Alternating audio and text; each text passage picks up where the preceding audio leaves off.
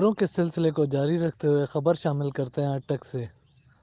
امک ٹوک حاجی احمد خان سالانہ میلاد کانفرنس علامہ مفتی ابو طیب رفاقت علی حقانی کی صدارت میں اختتام پذیر ہو گئی، جس میں خطیب اسلام علامہ مفتی محمد حنیف قریشی نے خطاب کرتے ہوئے کہا کہ سیرت مصطفیٰ صلی اللہ علیہ وآلہ وسلم کانفرنس کرنا درست ہے تو میلاد مصطفیٰ منانا بھی درست ہے۔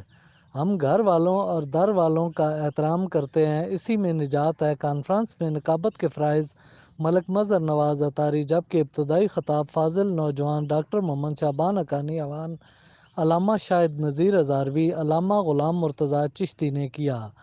ملک و ملت کی سلامتی اور فلسطین کے مسلمانوں کی آزادی اور حافظ عاقب جاوید کی دادی اماں مرحومہ کے لیے دعا کی گئی اور لنگر سے شرکاء کی تواضع کی گئی۔